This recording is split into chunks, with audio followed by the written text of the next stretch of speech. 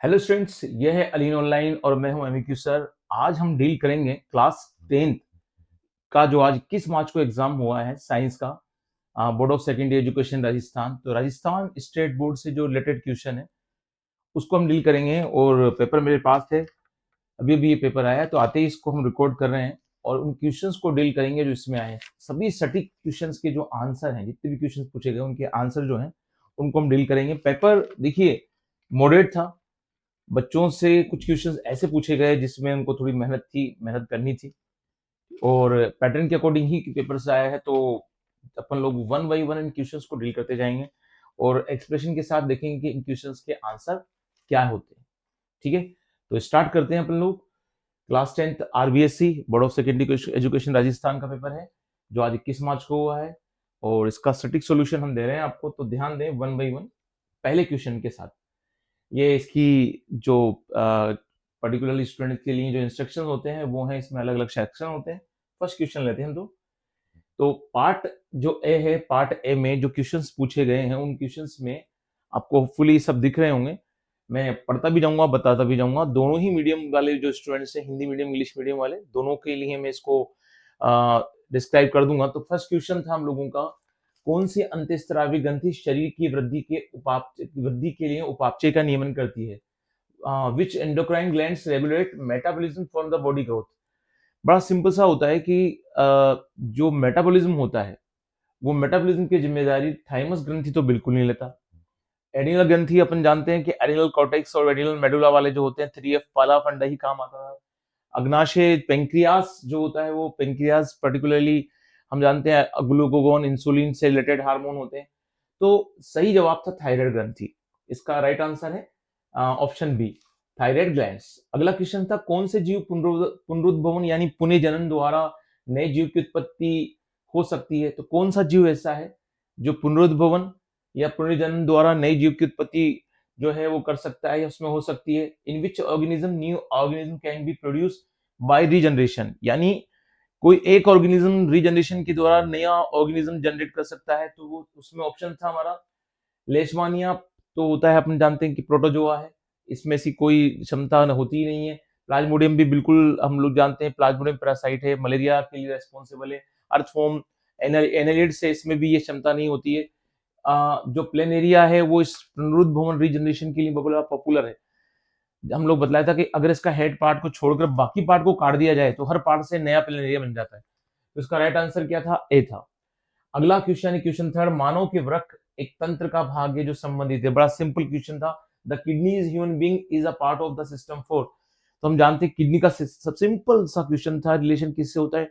हम लोगों को बताते हैं उत्सर्जन के साथ, यानी सही ऑप्शन था एक्सक्रीशन। ऑप्शन सी इसका राइट आंसर था। नेक्स्ट क्वेश्चन को डील करते हैं। नेक्स्ट क्वेश्चन, निम्नलिखित में से कौन सा पादप हार्मोन का उदाहरण है? ये और इजिएस्ट क्वेश्चन था बच्चों के लिए। Which of the following is example of plant hormone? Plant hormone का पूछा था तो इंसुलिन, एस्ट्रोजन और थायरोक्सिन।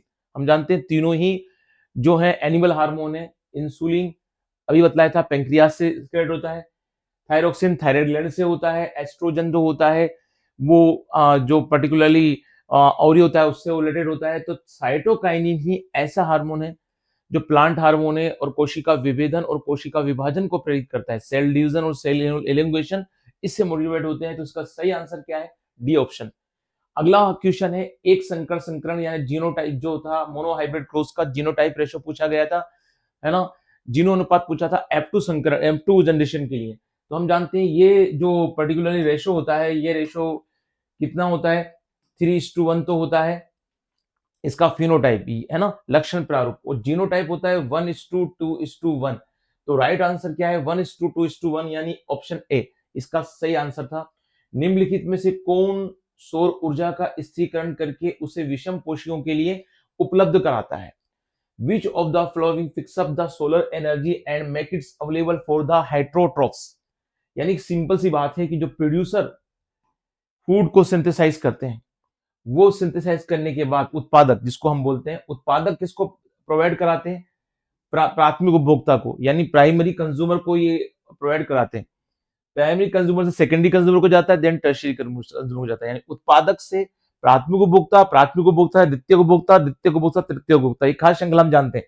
ठीक है, तो यहीं से क्वेश्चन पूछा गया था कि कौन सौर ऊर्जा को स्थिरीकरण करता है, यानी सोलर एनर्जी को कौन लेता है, तो उत्पादक लेते हैं, ठीक है, प्रोड्यूसर लेते हैं। तो उसका राइट आंसर कौन था, प्रोड्यूसर। और प्रोड्यूसर से वो बाद में क्या होता है, कंज्यूमर को आगे कैरी ऑन होता है। तो इसका राइट ऑप्शन क्या था, डी, ठीक है, ये ध्यान रखिएगा।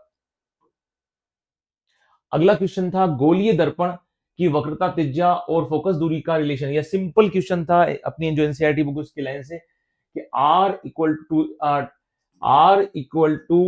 टू एफ, जहां पर आर क्या है, वक्रता त्रिज्या है, और 2f जो एफ है क्या है, वो फोकस दूरी है, ठीक है। तो इस तरह से क्वेश्चन था, the relation between the radius of curvature and the focal length. तो radius of curvature is equal to twice of focus length, ठीक है, फोकल लेंथ। तो ये क्वेश्चन बड़ा इजी क्वेश्चन था, ये भी डायरेक्ट जो था लाइन उसी से पूछा गया था, ठीक है। नेक्स्ट क्वेश्चन है, श्वेत प्रकाश पुंज प्रिज्म से गुजरने के पश्चात इसके अवयवी वर्णों में विक्षेपित हो जाता है। प्रकाश का जो सबसे कम झुकता हुआ होता है वह a beam of white light passing through a prism is split up into the constitute colours the light which is undergoes list division. हम जानते हैं, क्या जानते हैं हम, कि जो प्रिज्म होता है उस प्रिज्म से जब सोर्स से लाइट गुजरती है तो अलग अलग क्या होता है, रंगों में डिवाइड हो जाती है। और उन रंगों में डिवाइडेशन के बाद क्या कंडीशन होती है, ये देखने को मिलता है कि इसमें वायलेट का सबसे ज्यादा क्या होता है, रिफ्लेक्शन जो होता है, वो विक्षेपण जो होता है वो देखने को मिलता है, ठीक है। तो स्प्लिट अप सबसे ज्यादा किसका होता है, वायलेट का, और सबसे कम होता है रेड का, जिसको हम विग्योर के थ्रू शो करते हैं, ठीक है। तो वायलेट का सबसे ज्यादा और रेड का सबसे कम होता है, ठीक है। तो इस बात को आपको ध्यान रखना है, सबसे ऊपर है उसका सबसे कम हुआ विक्षेपण, सबसे नीचे उसका सबसे ज्यादा स्प्लिट अप हुआ, ठीक है। तो ये अच्छा क्वेश्चन था और इसका सही आंसर है ए, ऑप्शन ए। अगला क्वेश्चन जो था, दिए गए परिपथ में चित्रों में बिंदु पी और क्यू, ये पी और क्यू था, यानी जो पी और क्यू पॉइंट था इसके बीच का जो रेजिस्टेंस है वो अपन को मालूम करना है। और ऐसी क्वेश्चंस की हमने जो है प्रैक्टिस कर रखी है कि ऐसी क्वेश्चंस में हम लोगों को किन बातों का ध्यान रखना चाहिए।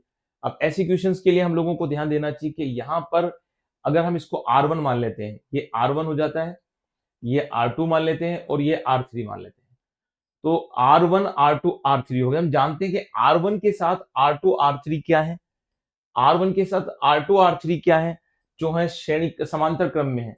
तो उसके अकॉर्डिंग हमारा फॉर्मूला क्या बैठता है, 1 इक्वल टू R डैश, एक R डैश वैल्यू ले लेते हैं हम, 1 अपॉन R1, ये R1 की वैल्यू यहां पुट कर लेंगे, प्लस 1 अपॉन अपन दोनों को ले लेते हैं, R2 R3 क्या है, दोनों R2 और R3 दोनों जो है श्रेणी क्रम में है, सीरीज ऑर्डर में है, पैरेलल ऑर्डर में नहीं है। पैरेलल ऑर्डर में कौन है, R1 के साथ R2 R3 है। तो इस क्वेश्चन को सोल्यूशन क्या हो जाएगा, इस क्वेश्चन का सोल्यूशन हो जाएगा यहाँ 1/R1, R1 की वैल्यू कितनी है 4, ठीक है, upon 1 upon R2 plus R3, R2 और R3 की वैल्यू कितनी है 2 ओम है, तो 2 प्लस 2 यानी 4 हो गया। तो हमारी इक्वेशन हो गई 1 अपॉन 4, 1 अपॉन 4। हम जानते हैं कि इसको हम लोग इस तरह से करेंगे, तो 4 कॉमन ले लिया, तो हम लोगों का किस तरह हुआ 1 4 1 बाई 4 4 1 तो क्या हो गया 2/4 हमारी वैल्यू आ गई किसकी, 1 अपॉन R डैश आ गया 2/4। और अगर हम R डैश निकालेंगे तो R डैश हो जाएगा R डैश अपॉन 1, इसको इनवर्स कर देते हैं तो 4/2, और 4 में 2 में 4 2 से डिवाइड करेंगे तो आंसर कितना आ जाएगा 2 ओम आंसर आ जाएगा। और 2 ओम आंसर हमको कौन से ऑप्शन में मिल रहा है, बी ऑप्शन में मिल रहा है, बी। तो इसका राइट आंसर क्या होगा, ऑप्शन बी। ये सॉल्यूशन मैंने किए अभी, ठीक है। तो उस तरह से आप लोगों को देखोगे कि ये आंसर मिलेगा। अगला क्वेश्चन देखिए, निम्नलिखित में से सबसे अच्छा विद्युत का चालक है। क्वेश्चन अच्छा था, किताब की लाइन से था। जनरली तो हम जानते हैं कि जितना प्रतिरोधकता और चालकता के बीच में रेजिस्टिविटी और जो कंडक्टेंस होता है उसके बीच में इनवर्स का रिलेशन होता है। यानी अगर सीधी भाषा में बात करूं तो प्रतिरोधकता और चालकता एक दूसरे के क्या होती है, व्युत्क्रमानुपाती होती है। यानी जितनी कम प्रतिरोधकता होगी उतनी ज्यादा चालकता होगी। और हमारे पास एक पूरी लिस्ट थी, टेबल थी, जिसमें हमें रेजिस्टेंस यानी प्रतिरोधकता दे रखी थी, है ना। और जिसमें से सबसे कम प्रतिरोधकता अगर देखें आप, सबसे ऊपर देखना आप, जो किसकी मिल रही थी, सिल्वर की मिल रही थी। तो सिल्वर की प्रतिरोधकता एक टेबल बना रखी, सबसे कम आपको उसमें देखने को मिलेगी। जिसकी सबसे कम प्रतिरोधकता है उसका कंडक्टेंस यानी चालकता उतनी ही ज्यादा होगी। तो इसका राइट आंसर क्या है, सिल्वर यानी चांदी इसका ऑप्शन है। और इसी से रिलेटेड एक क्वेश्चन और आया था जिसको भी हम डील करेंगे। एक क्वेश्चन और था, तो अच्छा क्वेश्चन था ये वाला कि सबसे निम्नलिखित में सबसे अच्छा विद्युत का चालक यानी which of the following is best conductor of electricity. थोड़ा सा हम फास्ट चल रहे हैं, ये क्वेश्चन बहुत सारे जल्दी जल्दी सोल्व करते जाएंगे। अगला क्वेश्चन है क्वेश्चन नंबर 6, दक्षिण हस्त अंगुष्ठ यानी राइट हैंड थंब जो पॉइंट का जो रूल है ना, राइट हैंड थंब रूल जो है वो क्या बतलाता है, उसमें थंब जो होता है अंगूठा किसको संकेत करता है? विद्युत धारा की दिशा, चुंबकीय क्षेत्र की दिशा, पृथ्वी के चुंबकीय क्षेत्र की दिशा, या बल की दिशा, या डायरेक्शन ऑफ फोर्स। हम जानते हैं कि अगर हम राइट हैंड में, ये राइट हैंड में इस तरह से हम ले लें किसी कंडक्टर को या किसी धारावाही चालक को हम ले लें, तो इस तरह से उसको पकड़ना होगा। यानी इस समय जो उंगलियां हैं वो किसको बतलाएंगी? मैग्नेटिक फील्ड, चुंबकीय क्षेत्र की दिशा को, अंगूठा बतलाएगा किसको? विद्युत धारा की दिशा को, यानी डायरेक्शन ऑफ करंट को। इसका राइट आंसर क्या था? ऑप्शन ए, विद्युत धारा की दिशा, डायरेक्शन ऑफ करंट। तो ये इसका राइट आंसर था। अगला क्वेश्चन इसी से रिलेटेड था। चित्रानुसार चुंबकीय क्षेत्र के लंबवत रखे चालक में विद्युत धारा प्रवाहित हो रही है, चालक पर आरोपित बल की दिशा क्या होगी? ये उदाहरण था अपना किताब में पेज नंबर 225 हिंदी मीडियम वाली बुक में 12.2 जो था अपना एग्जाम्पल, सिंपल वैसे की वैसे उड़कर क्वेश्चन आया है। ठीक है, तो ये इस तरह से परपेंडिकुलर तो आप चुंबकीय क्षेत्र देख रहे हैं, और इसके लॉन्गिट्यूडिनल यानी लंबवत क्या है, ये समांतर तो जा रहा है चुंबकीय क्षेत्र, इसके लंबवत धारा जा रही है।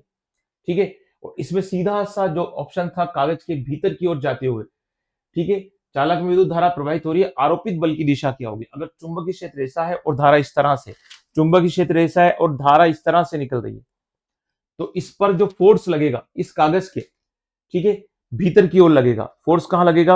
अगर इस तरह से ये जो है क्या हो रहा है कि अगर इस तरह से चुंबकीय क्षेत्र और इस तरह से धारा बह रही है, तो प्रेशर कहां लगेगा? कागज के अंदर की ओर, यूं इस तरह से ऐसे पुल होगा, ये ऐसे प्रेशर लगेगा। तो इसका राइट आंसर क्या था? ऑप्शन जो था डी था, द था। ठीक है, ये ध्यान रखिएगा। अच्छा प्रश्न था, लेकिन डायरेक्ट ही हमारी बुक से पूछा गया। अगला क्वेश्चन है जिंक और तनु सल्फ्यूरिक अम्ल की मध्य अभिक्रिया से उत्पन्न गैस। ये भी बहुत सिंपल क्वेश्चन है, हम लोगों ने इसको कई बार डिस्कस भी किया है कि अगर हमसे ये कहा जा रहा है कि Zn और H2SO4 की रिएक्शन हो रही है, तो इस रिएक्शन में क्या होगा? Zn हाइड्रोजन को क्या कर देगा? रिप्लेस कर देगा, और जिंक सल्फेट बन जाएगा, और हाइड्रोजन गैस रिप्लेस हो जाएगी। इस पे तो पर्टिकुलर प्रैक्टिकल भी है हम लोगों का। जब हाइड्रोजन गैस को किसी जार से निकालकर हम आगे देखेंगे तो फट फट की आवाज के साउंड के साथ क्या होगा? हाइड्रोजन गैस जलती है। तो इसका राइट आंसर क्या था?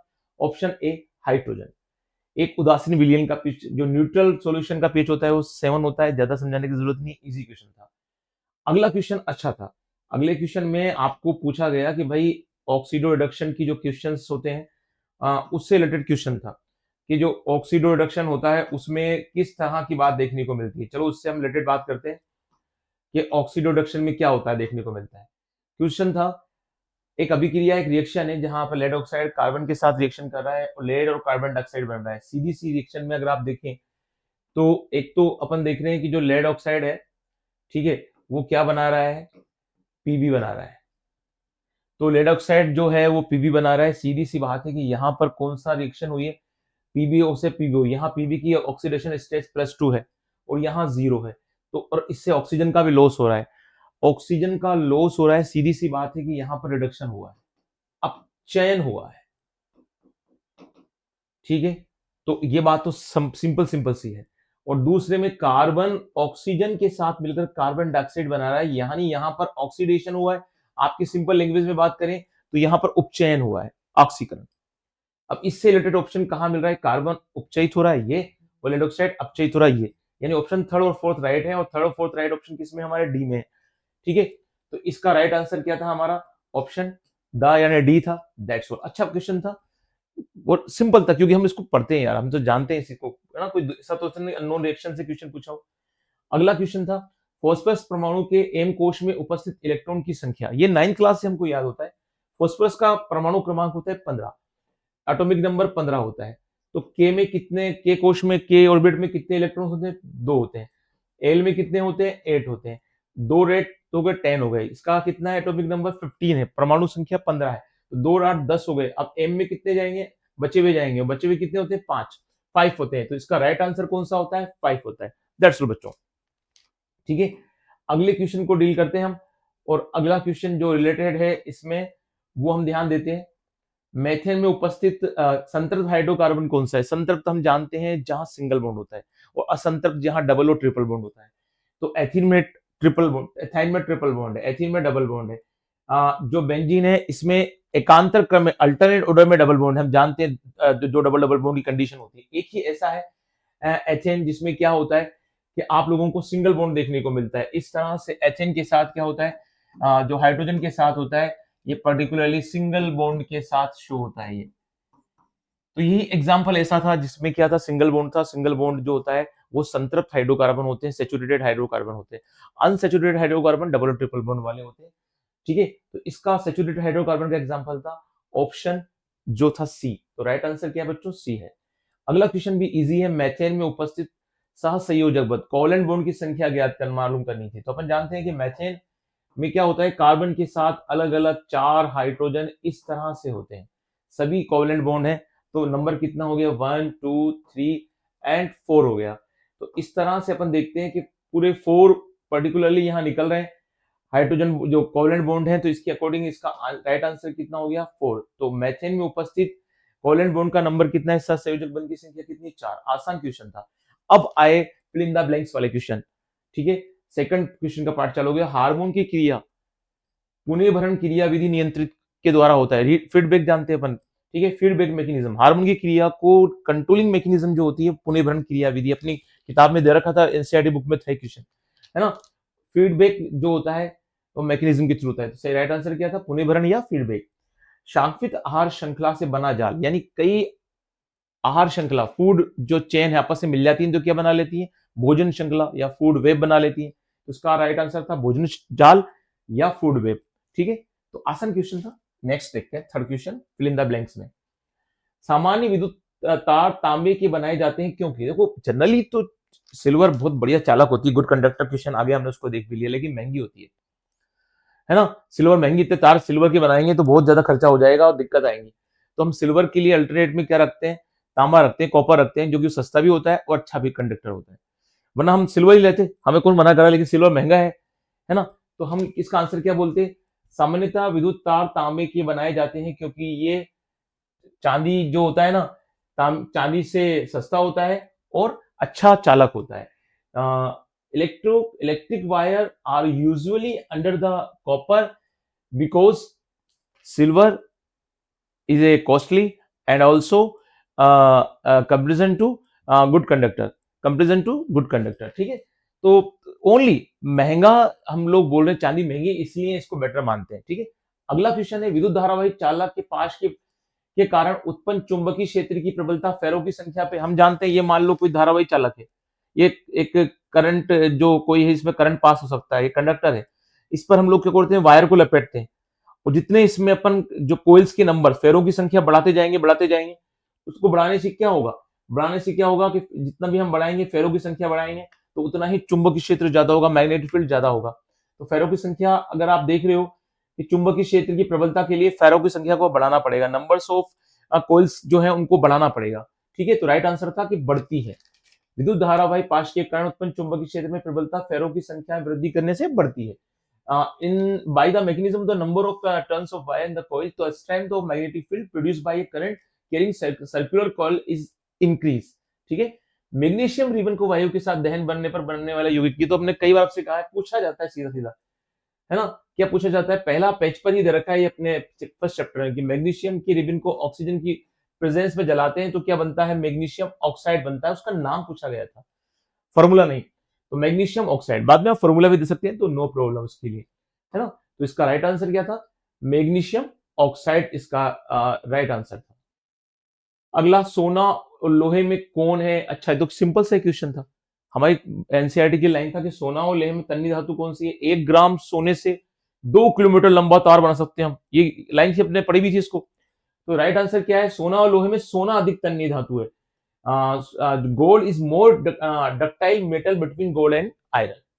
आसान क्वेश्चन था। तो ये फिल इन द ब्लैंक्स वाले क्वेश्चन थे। अब थर्ड क्वेश्चन आएंगे जहां पर वन वर्ड वाले क्वेश्चन आते हैं। शोषण को परिभाषित कीजिए, डिफाइन रेस्पिरेशन। तो सीधी सी बात है कि हमने लिखा भी है कि भाई शोषण क्या है, एक जैव प्रक्रम है जहां ग्लूकोज का ऑक्सीकरण होता है। शोषण एक जैव प्रक्रम है जहां ग्लूकोज का ऑक्सीकरण होता है और इस ऑक्सीकरण से क्या बनती है, कार्बन डाइऑक्साइड और जल बनती है और एटीपी के रूप में ऊर्जा बनती है जो माइटोकॉन्ड्रिया में संचित हो जाती है।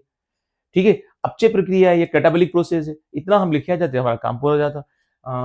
respiration is the catabolic biological process in which oxidation of glucose produce carbon dioxide and carbon dioxide and water and ATP production, ATP in the form of energy. Okay. अगला है मस्तिष्क कौन सा भाग सीधी रेखा में चलने, साइकिल चलाने व पेंसिल उठाने की नियंत्रण करता है। हमारी बॉडी का जो बैलेंसिंग सिस्टम है, ठीक है, हम साइकिल चला रहे हैं और गिर नहीं रहे, पूरा बैलेंसिंग सिस्टम किस पे डिपेंड करता है? अनुमस्तिष्क सेरिबेलम पे डिपेंड करता है। सिंपल क्वेश्चन था, ठीक है। अगला है उभयलिंगी पुष्प का उदाहरण। जो बाइसेक्सुअल फ्लावर होते हैं उसमें हम सरसों का एग्जांपल दे सकते हैं, मस्टर्ड का, हम गुड़हल का एग्जांपल दे सकते हैं, हिबिस्कस साइनेंसिस का एग्जांपल दे सकते हैं। तो बड़े पॉपुलर फूल हैं। तो एक का पूछ रहा था, वो एक सा कोई सा भी लिखे थे। आपने भी कोई ऐसा लिखा होगा जो एक जनरली होगा, पेटूनिया वगैरह लिख दिया होगा, उसमें भी सेम आंसर हम लोगों का होता है। तो सिंपल क्वेश्चन था, मैंने जनरली बुक वाले 2 एग्जांपल आपके सामने बोल दिए। चलिए अगला देखते हैं हम। मटर के प्रयोग में मटर के सफेद फूल का विप्रियासी, जो व्हाइट कलर है उसका कंट्रास्टिंग करेक्टर होता है पर्पल, यानी बैंगनी। राइट आंसर क्या था? बैंगनी पुष्प।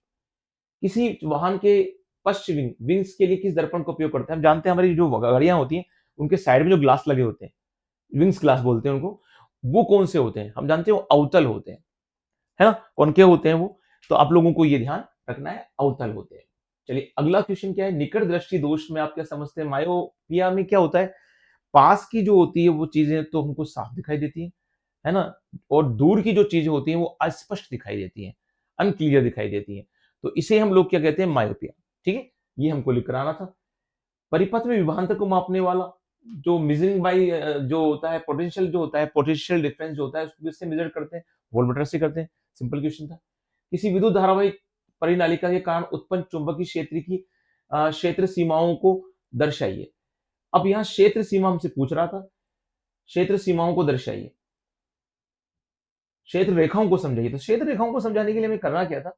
हम एक सिंपल सा ये काम करना था। सबसे पहले तो हम लोगों को एक कोइल बनानी थी ऐसे। इस कोइल को बनाने के बाद यहां हमने इसमें कुंजी लगा दी, यहां हम बैटरी लगा दी, ठीक है। इसका हमने इस तरह से बोल दिया। अब करंट किस तरह से पास होगा? इसमें करंट पास होगा इसमें इस तरह से, मैग्नेटिक फील्ड सॉरी, चुंबकीय क्षेत्र, इस धारावाहिक चालक में से चुंबकीय क्षेत्र इस तरह से होगा, और आउटर साइड में इस तरह से क्लॉकवाइज डायरेक्शन में हो जाएगा, ठीक है, इस तरह से। यही हमको डायग्राम बनाना था और यहां से रिलेटेड क्वेश्चन था जो राजस्थान बोर्ड में जो जो हाफ ईयरली एग्जाम में भी इसे क्वेश्चन को पूछा गया था, ठीक है। अगला जो क्वेश्चन है हम लोगों का, इसको हम डील करते हैं। अगला क्वेश्चन है, कैल्शियम ऑक्साइड है वो वाटर के साथ रिएक्शन कर रहा है। बड़ी सिंपल क्वेश्चन थी, जो हम लोगों का रिएक्शन टाइप ऑफ रिएक्शन थी, जो हमारा लाइम वाटर था और जो लाइम स्टोन के पीस होते हैं उनका, चूना पत्थर और चून जो बुझा बिना बुझा हुआ चूना, बुझा हुआ चूने में क्वेश्चन था। कैल्शियम ऑक्साइड जो होता है बिना बुझा हुआ चूना होता है, ठीक है। इसको वाटर के साथ मिलाएंगे तो कैल्शियम हाइड्रोक्साइड बन जाता है, ठीक है। और वाटर में निकलती है ऊष्मा। ये क्या होता है? एक्सोथर्मिक प्रोसेस होता है, ऊष्माक्षेपी प्रक्रिया होती है। तो इस रिएक्शन को अगर हम देखें तो इस रिएक्शन में हमको क्या देखने को मिलेगा? ये कैल्शियम ऑक्साइड, हमने वाटर के साथ इसकी रिएक्शन कराई तो क्या बन जाता है? कैल्शियम हाइड्रोक्साइड बन जाता है। कहने का मतलब चूना पत्थर बिना बुझा चूना काय में चेंज हो गया? बुझे हुए चूने में, ठीक है। और ऊष्मा इसमें निकलती है। तो हमसे जो पूछा गया था कि इस रिएक्शन में जो एक्स आएगा वो कौन होगा? Calcium hydroxide. उपरोक्त अभिक्रिया में एक्स का रासायनिक नाम लिखिए। कैल्शियम हाइड्रोक्साइड इसका रासायनिक नाम है, ठीक है। अगर फॉर्मूला भी देना होता तो CaOH2 दे देते हम, लेकिन नाम देने से हमारा काम चल जाएगा, ठीक है। नेक्स्ट क्वेश्चन, बीकर को चित्रित कीजिए। सिंपल सा एक बीकर बनाना था बच्चों, ये इस तरह से। बड़ा अजीब सा क्वेश्चन था, ऐसा क्यों दिया, लेकिन दे दिया तो दे दिया। बीकर था, ऐसे बीकर बना के आप छोड़ देते। शायद कुछ और पूछना चाहता था वो, क्वेश्चन में मिस्टेक बाय मिस्टेक बीकर ही बन गया है। कार्बोक्सिलिक अम्ल में जो फंक्शनल ग्रुप प्रक्रियात्मक समूह होता है वो कौन होता है? अगर हम बात कर रहे हैं कार्बोक्सिलिक अम्ल की, तो कार्बोक्सिलिक अम्ल में अगर हम देखें तो कार्बोक्सिलिक, हम जैसे मान लीजिए हमने फॉर्मिक एसिड दिया HCOOH, तो यहाँ COOH कौन हो जाता है? ये COOH पर्टिकुलरली क्या हो जाता है? यहाँ पर फंक्शनल ग्रुप हो जाता है कार्बोक्सिलिक समूह। तो COOH यहाँ पर कौन हो गया? प्रिय क्रियात्मक समूह हो गया। हम चाहे तो ऐसे लिखते थे, चाहे तो हम इसको ऐसे लिख सकते थे, हमारी मर्जी थी, हम दोनों तरह से इसको शो कर सकते थे, ठीक है। नेक्स्ट पे आते हैं हम लोग, और नेक्स्ट क्वेश्चन हम लोगों का जो था वो क्या था? अम्ल के जलीय विलयन को विद्युत परिपथ में लगाने पर परिपथ में लगा बल्ब जलने लगता है। इस परीक्षा में विश्लेषण करने करके एक विद्यार्थी ने अम्ल के जलीय विलयन के कौन से गुण को सिद्ध किया। When the aqueous solution of acid input in electric circuit, the bulb connected in circuit start glowing. Write the which property of the an aqueous solution of an acid did a student prove by analyzing the observation. एक simple सा चीज थी जो हमने आपसे बोला भी था कि जनरली क्वेश्चन बन जाता है यहाँ से, ठीक है। और वो क्या था पर्टिकुलरली, उसमें इस तरह से क्वेश्चन था कि भाई आप एक बीकर ले लें, है ना, एक बीकर ले लें, ये बीकर ले लिया, इसमें कोई वाटर और जो सॉल्यूशन जो एसिड है वो ले लें, ठीक है। तो जनरली एक्वस जो है एसिड है, जैसे मान लीजिए आपने HCl ले लिया, HCl ले लिया और यहाँ पर इलेक्ट्रोड लगा दिया, एक प्लस और एक माइनस इलेक्ट्रोड लगा दिया और यहाँ पर एक लोड लगा दिया, ये लोड हो गया। तो जैसे ही अपन क्या करेंगे, इसको कनेक्ट करेंगे वायर को, तो लोड जो होता है वो बल्ब जो है जलने लग जाता है। तो इस प्रैक्टिकल से हमको क्या मालूम पड़ता है, इसमें जो H है वो H प्लस और Cl माइनस में ब्रेक हो गया। Cl माइनस चले गए कहां पर, प्लस इलेक्ट्रोड की तरफ, और H प्लस चले गए माइनस इलेक्ट्रोड की तरफ, जिससे क्या हुआ, एक पोटेंशियल क्रिएट हुआ जिससे बल्ब जल गया। तो इसमें क्या होता है, इससे हमको क्या मालूम पड़ता है, इससे हमको मालूम पड़ता है कि अम्ल के विलयन में विद्युत धारा का जो प्रकार उपस्थित आयनों के द्वारा होता है। यानी इस अम्लीय विलयन में विद्युत धारा का प्रवाह जो होता है वो क्यों हो रहा है, आयनों के गमन के कारण हो रहा है, H प्लस और Cl माइनस के कारण।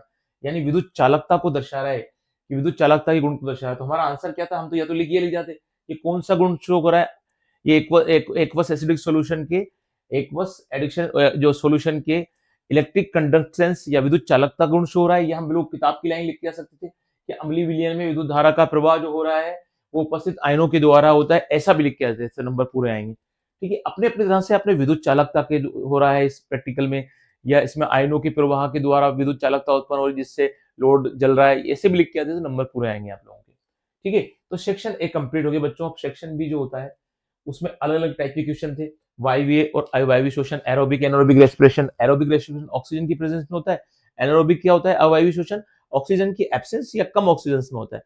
एरोबिक में क्या होता है, जो श्वसनाधार होता है, जो मटेरियल होता है रेस्पिरेशन का, उसका कंप्लीट ऑक्सीडेशन, पूर्ण ऑक्सीकरण होता है, इसमें अपूर्ण ऑक्सीकरण होता है, यानी इनकम्प्लीट ऑक्सीडेशन अवायवीय में।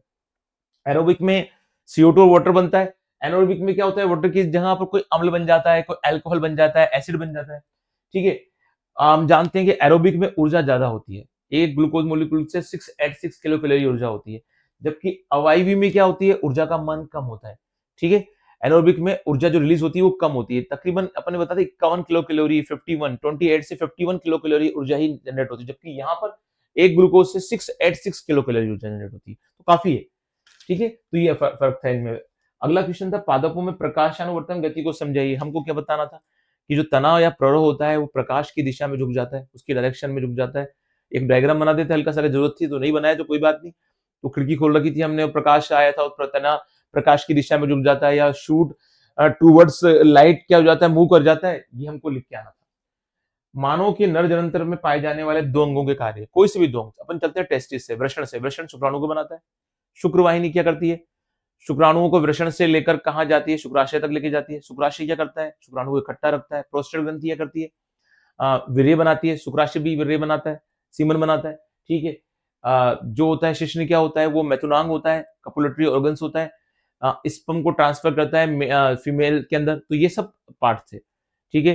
तो इनमें से किसी पार्ट के, दो पार्ट के अपन लोगों को करने थे, फंक्शन बतलाने थे बच्चों, क्लियर। अगला क्वेश्चन जो है वो किससे, मानव में लिंग निर्धारण समझे। ये बड़ा सिंपल सा क्वेश्चन था। हमको क्या करना था इस क्वेश्चन में, 44 प्लस XY, ये तो अपना मेल हो गया, और 44 प्लस XX हम ले लेते। इसका हम लोग पर्टिकुलरली क्या शो करते, इसके जो दो गैमेट्स थे हम शो कर जाते। एक स्पर्म तो होता 22 प्लस X वाला, एक 22 प्लस Y वाला, और इसका स्पर्म बना देते हम, दो बनते हैं लेकिन दोनों एक जैसी बनते हैं, 22 प्लस X। ये स्पर्म इस ओवम को फर्टिलाइज करता है, तो 44 प्लस XX, यानी ये कंडीशन किसकी है, डॉटर की है, पुत्री की है, ठीक है। और ये 22 प्लस Y वाला इस X ओवम से फर्टिलाइज करता है, तो इससे क्या बनता, 44 प्लस XX, यानी ये क्या हो जाता, ये XY, सॉरी, ये क्या हो जाता, ये पुत्र हो जाता, सन हो जाता, दैट्स ऑल। तो इस तरह से हम इसको बनाना था, एक सिंपल सा क्वेश्चन था। अपवर्तनांक किसे कहते हैं, इसका सूत्र क्या है, what is reflective index given this formula. तो अगर इस क्वेश्चन को अगर हम देखें कि जो रिफ्लेक्टिव इंडेक्स होता है वो क्या होता है,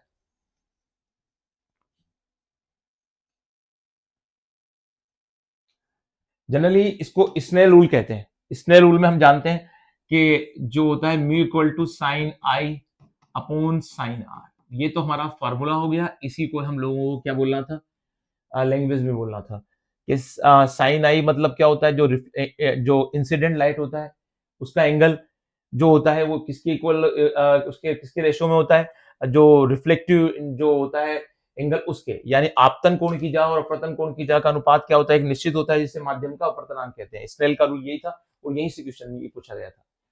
अगला क्वेश्चन क्या है, स्वच्छ आकाश का रंग नीला क्यों होता है।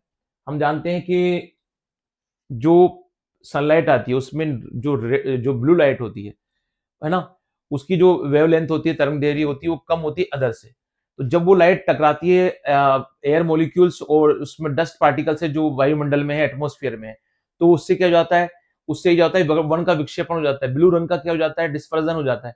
इसलिए हमारे आकाश का रंग कैसा दिखाई देता है, कलर कैसा दिखाई देता है, स्काई का नीला दिखाई देता है। तो हमें सीधा सीधा बोलना था कि भाई जब सनलाइट आती है तो उसमें से ब्लू लाइट जो होती है उसका तरंग दैर्ध्य कम होता है, और वो जो मॉलिक्यूल, वाटर मॉलिक्यूल और जो क्या होते हैं, धूल के कण होते हैं वायुमंडल में, उससे टकराने के बाद क्या हो जाता है, विक्षेपित हो जाता है।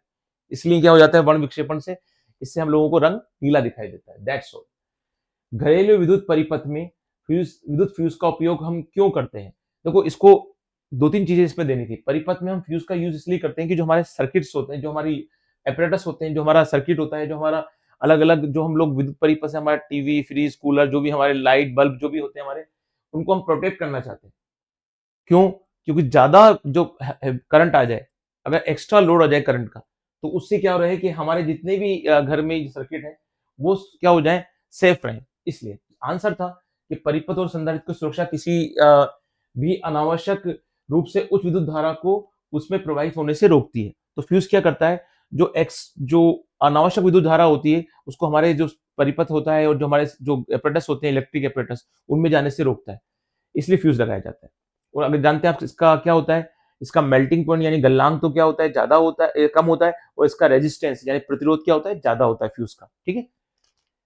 लेड नाइट्रेट के तापन से नाइट्रोजन डाइऑक्साइड गैस के उत्सर्जन को प्रदर्शित करने की व्यवस्थित उपकरण को चित्रित कीजिए।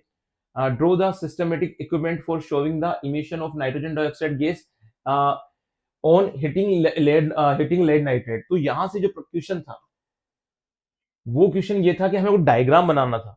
अगर हमको रिएक्शन भी मालूम है तो वेल एंड गुड, हमें डायग्राम तो बनाना ही था। रिएक्शन ये थी हम लोगों की कि जो लेड नाइट्रेट है, सॉरी, जो लेड नाइट्रेट है PbNO3, इसको हमने क्या किया, हिटअप किया। हिटअप करने से क्या बना देता है, लेड ऑक्साइड, NO2 और ऑक्सीजन गैस। ये तो रिएक्शन थी सर, बैलेंस कर लेंगे उसकी बात की बात है। ठीक है, बैलेंस करने के बाद यहां पर हम लोगों के 2 आ रहा था, यहाँ 2 था और ये 4 था, वो बैलेंस हो जाएगी। लेकिन इसका डायग्राम बनाना था हमें, रिएक्शन नहीं लिखनी थी, डायग्राम पूछा है उसने। तो डायग्राम के लिए हम लोगों को इस तरह से एक क्या करना था, स्टैंड बनाना था। उस स्टैंड पर हम लोगों को क्या रखना था, बर्नर रखना था। ये बर्नर रख दिया हमने, जिससे फ्लेम निकल रही है। और एक इस तरह की टेस्ट ट्यूब बनाने दी थी, जिसमें हम लोगों के पास क्या है, लेड नाइट्रेट है, PbNO3 हमारे पास। उसको हम लोगों ने क्या किया, सॉल्यूशन को यहाँ पर हमने एक, इसको काहे में लिया है, एक बॉइलिंग ट्यूब में लिया है, कौथन नली, कौथन नली बॉइलिंग ट्यूब में लिया है। जैसे हम गर्म करेंगे, हीटअप करेंगे तो क्या होगा, लेड ऑक्साइड तो यहाँ बन जाएगा और NO2 जो है वो गैस निकलेगी, ऑक्सीजन साथ में निकलेगी। That's all. तो ये रिएक्शन थी हम लोगों की। तो रिएक्शन में हमें क्या करना था, बस इस तरह का ये डायग्राम बना था, बिल्कुल अच्छा वेल डायग्राम बना हुआ है। अभी उसको हम ऐसे ही नॉर्मली बता रहे हैं आपको करना क्या था इसमें। क्लियर। अगला क्वेश्चन है हम लोगों का, उपरोक्त अभिक्रिया में एक्स के नाम व सूत्र लिखिए। यहाँ पर सोडियम हाइड्रोक्साइड है, देखिए क्या रिएक्शन है,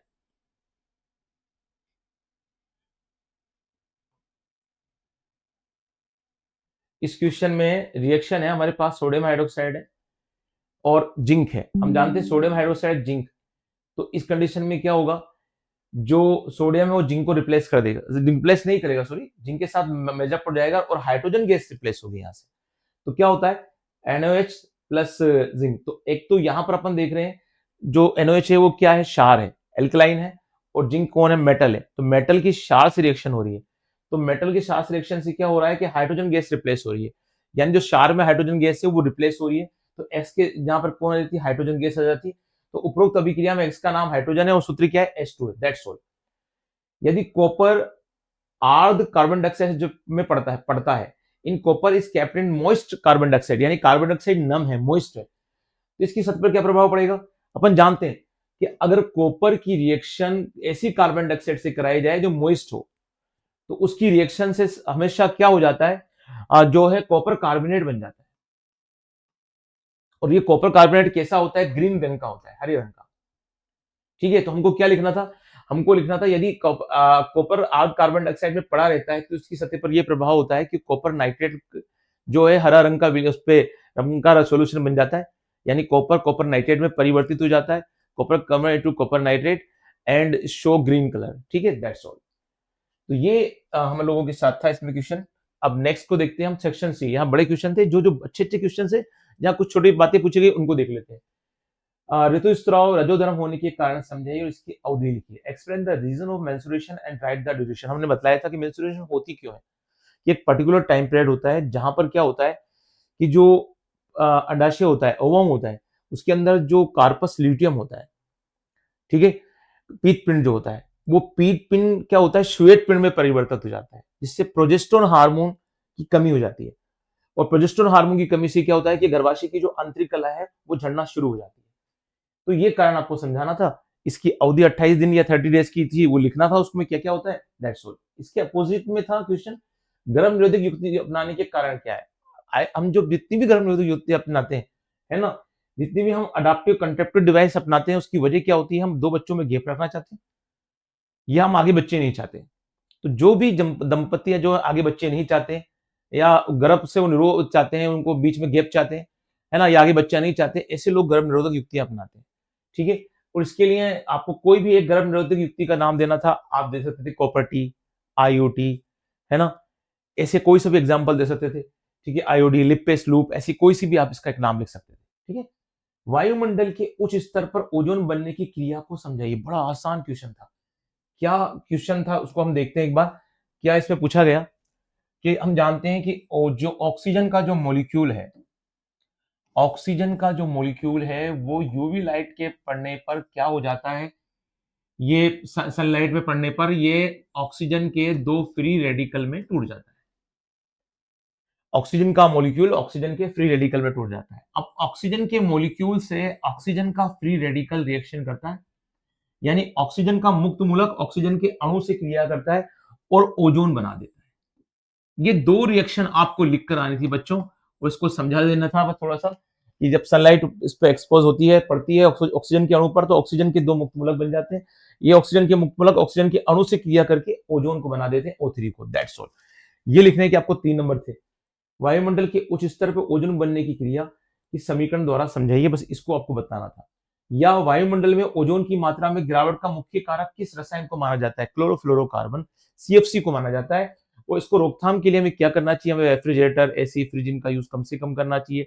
और इसका अल्टरनेट जो CFC होता है ना, क्लोरोफ्लोरोकार्बन का जो होता है हाइड्रोक्लोरोफ्लोरोकार्बन, उसको हम यूज करें पर्टिकुलरली। लेकिन आप तो इतना कह सकते थे कि भैया हम एसी, फ्रिज, रेफ्रिजरेटर, इनका यूज हम नहीं करना चाहिए, इनको रोकना चाहिए। ठीक है, इन कूलेंट का यूज कम से कम करना चाहिए। अगला क्वेश्चन था ओम का नियम लिखिए। ओम का नियम था V directly proportional to I, V समानुपाती होता है आई के। जब तार की लंबाई वगैरह ताप वाप स्थिर कर दिया जाए तो चालक तार में प्रवाहित जो धारा है विभवांतर के समानुपाती होती है। जो करंट होता है वो डायरेक्टली प्रोपोर्शनल टू होता है difference of voltage, that's all. और उसके बाद था प्रतिरोध को परिभाषित कीजिए।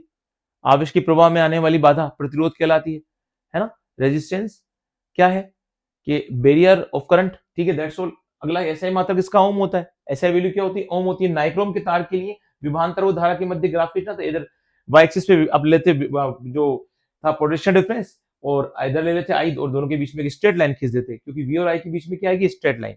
विभवांतर और धारा के बीच में डायरेक्टली प्रोपोर्शनल समानुपाती का संबंध है, इसलिए सीधी लाइन आ जाती है। That's all. इतना लिखने के आपको 3 नंबर थे। अगला क्वेश्चन है आप लोगों का विद्युत धारा का तापीय प्रभाव क्या है? किसी विद्युत प्रतिरोधक में उत्पन्न होने वाले ऊष्मा उन कारकों के ऊपर निर्भर करती है। किन कारकों पर निर्भर करती है? ओम के नियम के अध्ययन के लिए परिपथ का चिन्ह बनाइए। ठीक है। What is the heating effect of electric current on the factors which is it produced in a resistor depend draw the circuit diagram for the studying the ohm law। देखो क्या क्या करना था। विद्युत धारा का तापीय प्रभाव क्या बोलता है कि जब भी किसी भी सर्किट में विद्युत धारा प्रवाहित की जाती है तो वहां उष्मा का उत्सर्जन होता है, वो गर्म हो जाता है। ये विद्युत धारा का तापीय प्रभाव सिंपल लैंग्वेज में। अपनी प्रेस वगैरह इस पे डिपेंड करती है। जो अपनी इस्त्री होती है, प्रेस होती है, वो इस पे काम करती है। हम करंट प्रवाहित करते हैं, करंट प्रवाहित करने पर क्या होता है, वो मेटल से उष्मा जनरेट होती है और उष्मा से वो नीचे की हीटिंग प्लेट गर्म हो जाती है।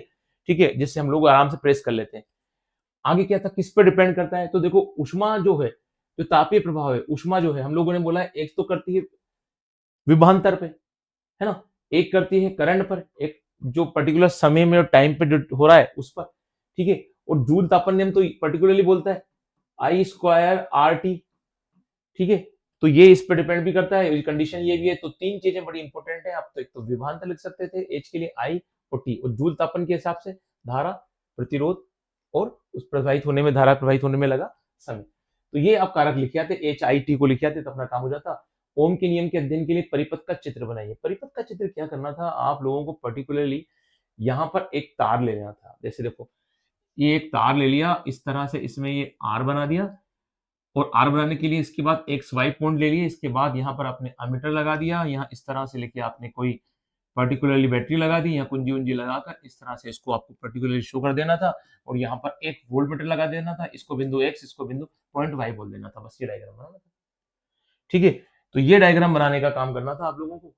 अगला क्वेश्चन क्या था, क्लोर क्षार प्रक्रिया जो था, explain the heat, explain the chlor alkaline process. Chlor alkaline process क्या होता है यार? एक पर्टिकुलरली अपने पास सोडियम क्लोराइड होता है, इसका एक्वाटिक सॉल्यूशन होता है ना। इसमें वाटर ले लेते हैं हम और कैथोड एनोड डाल देते हैं।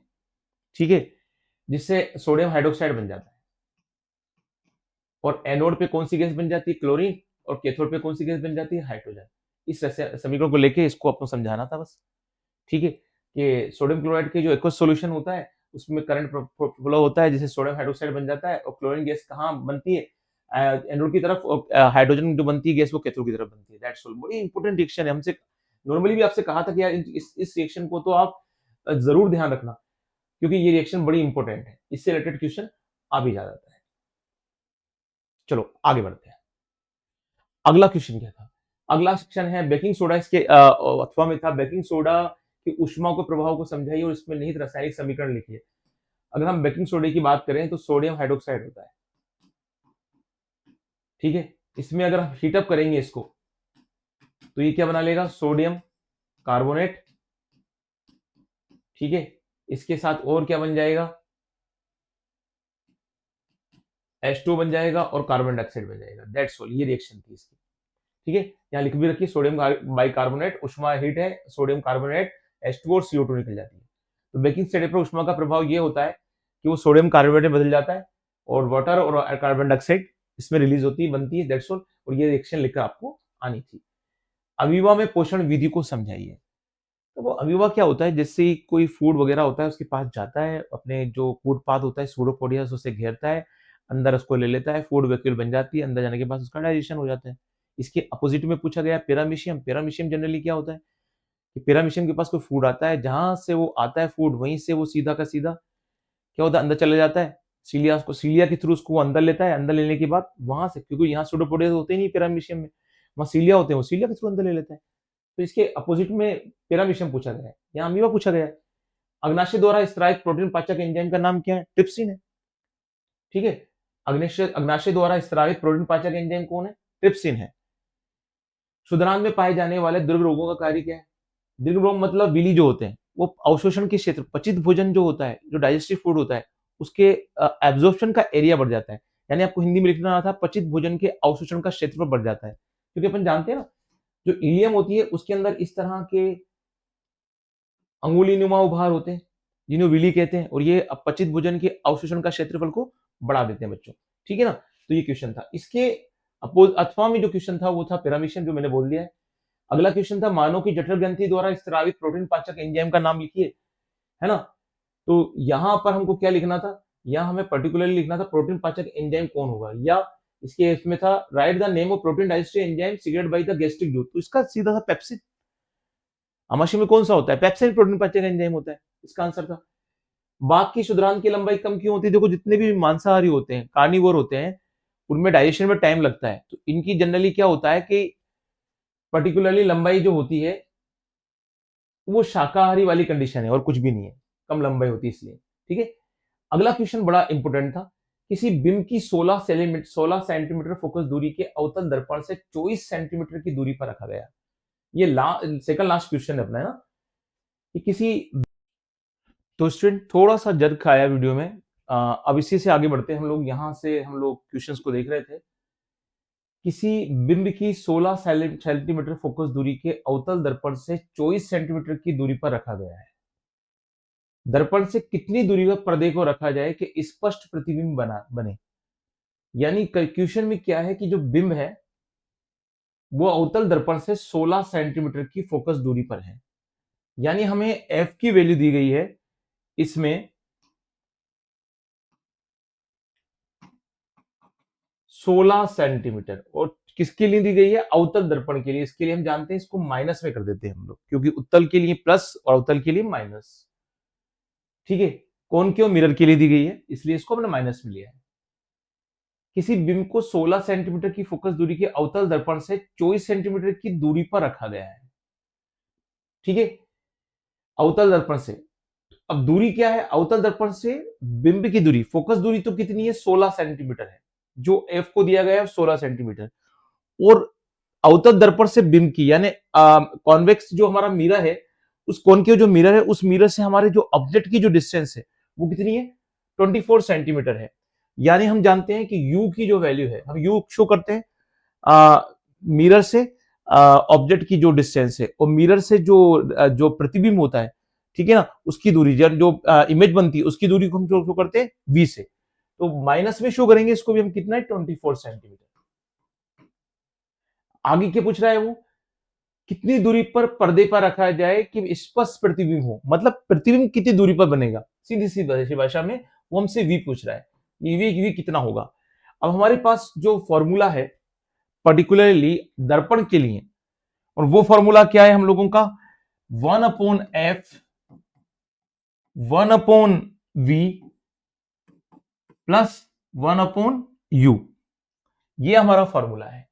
सबकी वैल्यू पुट कर देते हैं हम, f की वैल्यू है -16 v हमको मालूम करना है, इसकी कितनी वैल्यू है, u की -24, तो 1/v निकालना हम लोगों को, और 1/v आएगा 1/16 माइनस के, ठीक है, और ये तो चला जाएगा, प्लस की वैल्यू कहीं में हो जाएगी -1/24। दोनों की वैल्यू के अकॉर्डिंग हम लोग क्या करते हैं, इसको शो करेंगे। कोई सा भी एक नंबर ले लेते हैं जिससे इसको पुट कर लेते हैं, माइनस के कितने हो जाएंगे ये 48, ठीक है, एक वैल्यू ले लेते हैं 16 तीन बार हम गया माइनस के 3, ठीक है, माइनस माइनस कितना होगा 24 दूना 48, माइनस माइनस क्या हो जाएगा प्लस, तो टोटल वैल्यू हो जाएगी -3 + 2, तो कितना आ जाएगा अपने 1/v आ जाएगा माइनस का 1/48, ये तो अपन को प्लस में रखनी पड़ेगी, ठीक है। और अगर इस वैल्यू को अगर हम पुट करके अगर आंसर निकालते हैं तो हमारा कितना आंसर आ जाएगा, अगर हम v/1 कर देंगे तो भी आएगा -48 सेंटीमीटर, यानी आंसर हमारा निकलेगा 48 सेंटीमीटर, जो माइनस में आ रहा है ये हमारा आंसर था, ठीक है। इस तरह से हम इसको निकाल सकते थे, तो 48 आंसर आ जाता हम लोगों का। अवतल दर्पण के लिए सामने उसके ध्रुव और मुख्य फोकस के बीच स्थित बिंब की प्रतिबिंब का किरण आरेख बनाना था, ये बड़ा आसान था, इसमें कुछ खास बात नहीं थी। इसके जो अपोजिट में क्वेश्चन था, एक डॉक्टर ने 2.0 डायोप्टर क्षमता का संशोधक लेंस निर्धारित किया गया, मतलब एक डॉक्टर है prescribes and corrective lens of +2.0 dioptre. Lens की फोकस दूरी मालूम करनी है हमको। हम जानते हैं कि जो फोकस दूरी होती है 1 अपॉन क्या होती है, जो किसी भी लेंस की जो क्या होता है पर्टिकुलरली जो करेक्टिव लेंस पावर होती है, वो लेंस पावर होती है d अपॉन 1 अपॉन एफ, यानी f का इनवर्स होता है। और यहाँ हमको क्या दिया गया है, हमको दे दिया है पर्टिकुलरली d दे दिया, f पूछ रहा है, तो हम इसको ऐसे कर लेते हैं 1 अपॉन डी। और 1 अपॉन डी, डी की वैल्यू कितनी है 2.0, इसको अपन सेट करते हैं 1 अपॉन 2.0 के हिसाब से कितना आ गया 0.5, कितना आ गया 0.5, 0.5 हमारा ये आंसर है। और यही फोकस जो हमारा पूछा गया हमसे फोकस दूरी, वो कितनी होगी 0.5 होगी। सिंपल क्वेश्चन था। उत्तल लेंस की सहायता से प्रतिबिंब आरेख बनाए, ये तो हमारे कोई बड़ी प्रॉब्लम नहीं है, तो हम जानते हैं, इसको हम बना लेते हैं, है ना। तो ये दो न्यूमेरिकल थे। लास्ट क्वेश्चन जो है वो क्या है, मिसेल की संरचना। ये भी सिंपल क्वेश्चन था, मिसेल बनाने थे और साबुन और अपमार्जक की सफाई क्रिया जो हमारे दे रखा था कि साबुन और अपमार्जक किस तरह सफाई करते हैं, वो डायग्राम जो हमारे पूरा ब्रैकेट वगैरह में था उसको शो करना था। ये भी कोई बड़ा स्पेशल नहीं था। निहित रासायनिक समीकरण द्वारा एथेनिक अम्ल की निम्नलिखित अभिक्रियाओं का विश्लेषण कीजिए। एस्टरीकरण हमको क्या करना है, वही CH3CH लेना है। और CH3CH की रिएक्शन किससे करानी है, हमको एथेनॉल से करानी है। पर्टिकुलर में एस्टर बन जाएगा। कैसे रिएक्शन बनेगी, ये रिएक्शन होगी इस तरह से,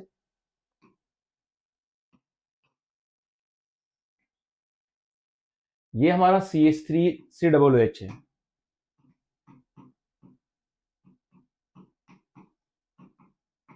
इसकी रिएक्शन हमने किससे कराई, एथेनॉल से कराई, एस्टरीकरण की रिएक्शन, OH हो गया। अब इस रिएक्शन में क्या होगा, यहां से तो H, ये H और यहां से ये OH निकल जाएगा। इस रिएक्शन में तो ये H2O तो निकल गया भाई, बचा क्या हुआ हमारे पास CH3 C double bond O, और इधर बचा CH2CH3 यानी C2H5 बचा। तो एक तो ये एस्टर बन गया। एक रिएक्शन तो हमारी ये थी। एक रिएक्शन थी क्षारक के साथ अभिक्रिया, यानी हम लोगों को एल्कलाइन रिएक्शन देनी थी, किसकी, हमारे एथेनोइक एसिड की।